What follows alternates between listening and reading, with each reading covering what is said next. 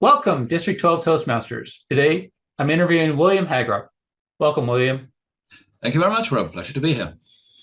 William, we have one question for you. How has Toastmasters impacted your personal and professional life? Yeah, thanks, Rob. I will point out a couple of things. So first is that I used to do public speaking before I joined Toastmasters, and I was quite used to standing up in front of people. However, what Toastmasters taught me was to be more disciplined and to learn how to make the point that you want to make in a succinct way, sticking within the timing and all that sort of stuff. And I realized when so this was when I was working in London for a big company called McGraw-Hill, and it was a corporate club. And we used to say to people, look, if you join Toastmasters, you'll feel more confident about speaking in public. And I realized that there was one experience that told me that actually that's not entirely true. It's not entirely untrue, but it's not the important truth.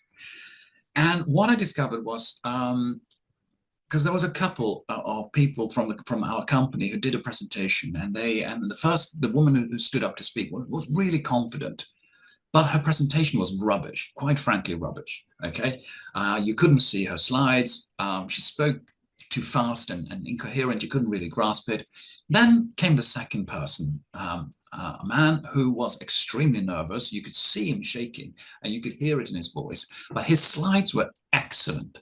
And the points, what he spoke was really clear, and you could follow it even if you weren't an expert in that particular field. And then I thought to myself, she was very confident, but she had no reason to be. He was very nervous, but he had no reason to be. But he made it good because he was so nervous, I guess. So what I realized was that what Toastmasters does is not just make you confident, it gives you a reason to be confident. And that's, for me, a much more important reason. So I think for me, what it gave me was not just, because I had a bit of confidence, as I said before, but what it enabled me to have was a reason to really be confident and know that what I was doing when I presented something, actually, it is good because I have these guidelines, I have these points that I'm following, I'm making sure that I'm doing it right. And therefore I know that the audience will get something out of this. And it just made me feel not just better for me, but better for the audience, that I know that I'm giving them something that is going to be more meaningful and helpful to them, and will not bore them to death. So yes, I think that's so that has really helped me in giving professional presentations, but also, of course, in my day-to-day life.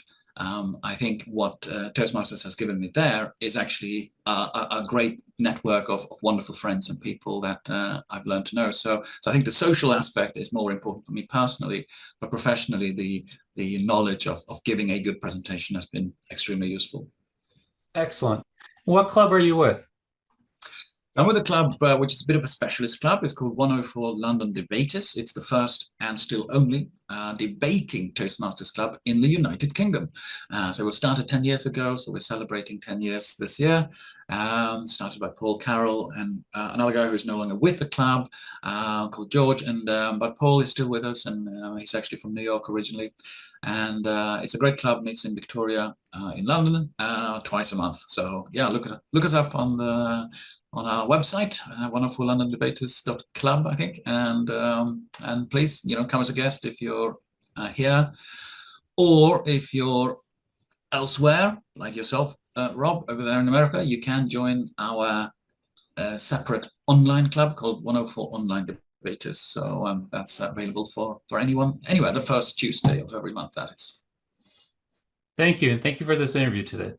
Thank you.